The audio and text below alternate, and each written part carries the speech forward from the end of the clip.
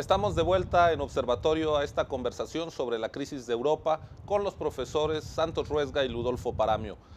Santos, la integración europea se organizó en buena medida con el objetivo de la cohesión social, de la expansión del bienestar, y eso parece estar bajo cuestión el día de hoy. Bueno, yo no sé si sobre cuestión, depende de quién hable y quién se exprese. Hay evidentemente fuerzas políticas y sociales que no lo cuestionan. Lo que yo creo es que la política que se está haciendo, que es una política, como señalaba Ludolfo hace unos momentos, fuertemente conservadora, lleva a un desmantelamiento paulatino de los elementos del estado de bienestar.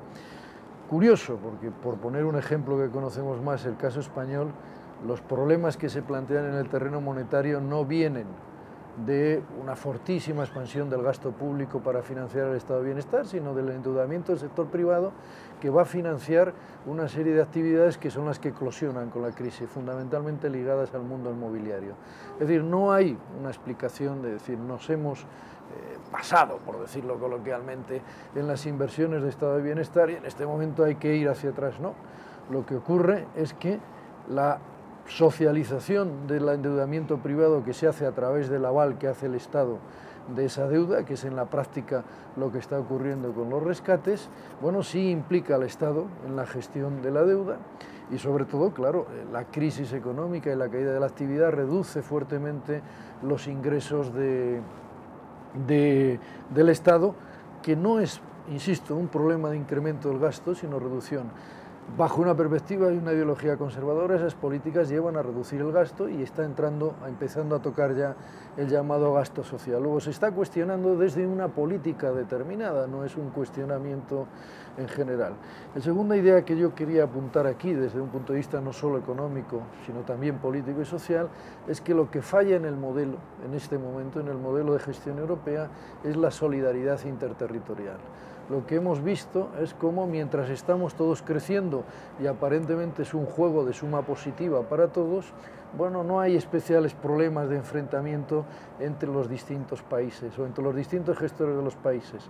En la fase de caída del ciclo nos encontramos que ahí empieza a haber diferencias importantes y sobre todo que surgen estas ideas o estas cosas de opiniones, los españoles trabajan poco, los griegos trabajan menos, como forma de justificar que no haya mecanismos de solidaridad.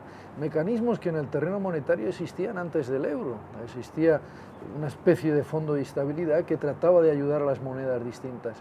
¿Qué ocurre para que eso ahora no se ponga en funcionamiento?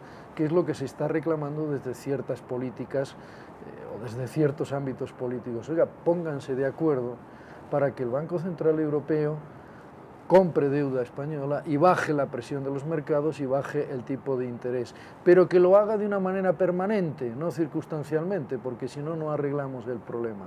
¿Por qué? Porque evidentemente eso tiene unos costes de gestión que se trasladan a la economía más dinámica, que es Alemania. Y ahí Ahí yo quisiera el papel de Alemania, de su canciller Angela Merkel y su agenda doméstica frente a su responsabilidad en el liderazgo de Europa.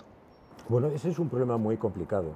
No muy complicado, quiero decir que está mal de que los demás le echemos la culpa a la canciller alemana de lo que nos está pasando, pero se diría que efectivamente le preocupa más la opinión pública alemana y consiguientemente su posible pronóstico electoral que la realidad de lo que está pasando en el conjunto de Europa.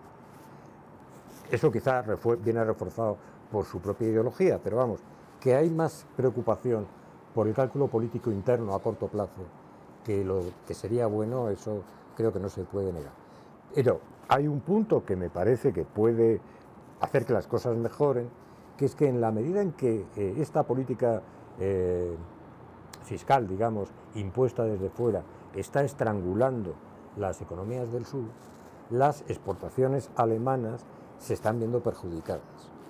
Las exportaciones alemanas, creo que ha sido en el primer semestre, cayeron un 1,2% o algo por el estilo, pero las industriales un 4%.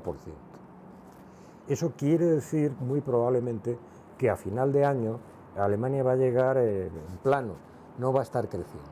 Y era la única economía que estaba creciendo fuertemente. ¿Por qué va a pasar eso? Bueno, entre otras cosas porque el 60% de las exportaciones alemanas, un poquito menos, va en este momento al resto de la eurozona. Si la eurozona entra en recesión, Alemania finalmente se ve arrastrada. Entonces, esa misma necesidad de calcular a corto plazo debería llevar a que el gobierno alemán, por un lado, reactivara su economía, quiero decir, aumentara el gasto interno, la demanda interna, que es algo de lo que ya ha hablado y no le parece impensable el ministro de Economía Schäuble, el ministro de Finanzas Schäuble, y por otra parte a tratar de conseguir un funcionamiento o apoyar un funcionamiento del Banco Central Europeo que sea más favorable a la estabilización de la deuda de los países del sur. Yo en este punto he descubierto, hablando esta mañana antes del programa, que soy más optimista que Santos, porque creo que esa apuesta por la necesidad de recuperar la economía alemana y un cierto pragmatismo por parte de Angela Merkel están llevando a un giro muy cauteloso y están dejando al Bundesbank, al sector más conservador de los economistas alemanes, lo están dejando relativamente desamparado frente a quienes proponen una política monetaria, una política fiscal más agresiva. Eso es cierto, permíteme un momento, pero mi relativo pesimismo respecto a ti es por un problema de tiempos. Es decir, que es verdad que se está caminando muy sucintamente a cambiar algo la perspectiva de algunos de los economistas influyentes en el Banco Central Europeo y en el mundo político, pero es tan lento. De hecho, los préstamos que estaban previstos en julio para España del rescate se han trasladado al año que viene, que eso, claro, tiene implicaciones sociales y económicas en la posibilidad de que los propios recursos internos.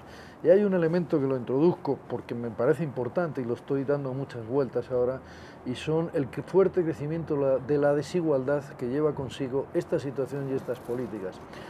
Es un crecimiento de la desigualdad que de alguna manera ya Keynes intuía como una explicación de la alta tasa de desempleo que estamos padeciendo. En el caso español yo creo que empieza a explicar bastante, es decir, la estabilidad de las tasas de desempleo, altas, elevadas, tiene bastante que ver con las situaciones de desigualdad que no son de ahora, pero que en el caso español sí se han acelerado mucho en los últimos 5 o 6 años. Claro, entonces ahí el problema de tiempo es importante, porque se está empobreciendo la población, se está empobreciendo en general los sectores más débiles económicamente, trabajadores, funcionarios, quizá un poco menos de momento porque por razones electorales no se ha tocado tanto las rentas de los pensionistas, pero también en términos reales.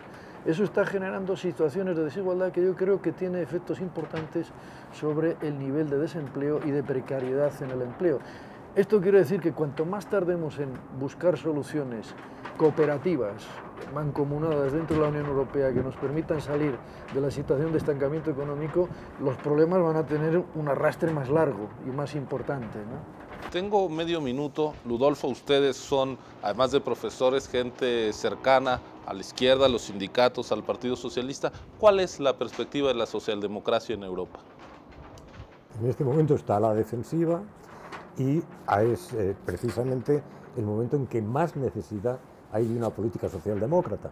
Entonces, mi optimismo está en que dentro de la sociedad alemana se produzca un vuelco también, como se ha producido en Francia, y que el SPD vuelva al gobierno solo o en coalición con Angela Merkel. Una cosa, perdón por quitarte en medio minuto, pero una cosa que me parece que es un desastre adicional que ha venido con esta crisis es que en 2009 se rompió la coalición del SPD con la de Democracia Cristiana en Alemania y se formó una coalición puramente conservadora.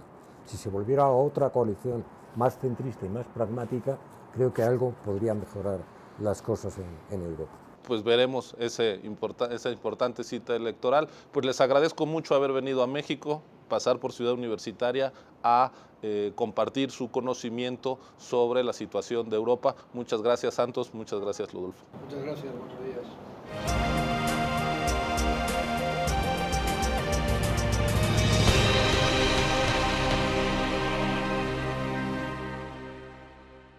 Pues ya lo ve, se trata de una crisis económica, pero además de una crisis política e institucional en el proyecto de integración europea.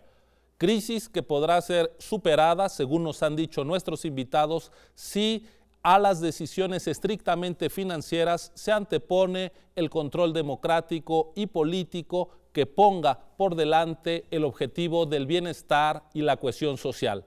Pues con estas reflexiones cerramos esta edición de Observatorio. Lo esperamos la próxima semana aquí por TV UNAM. Muchas gracias por su compañía. Muy buenas noches.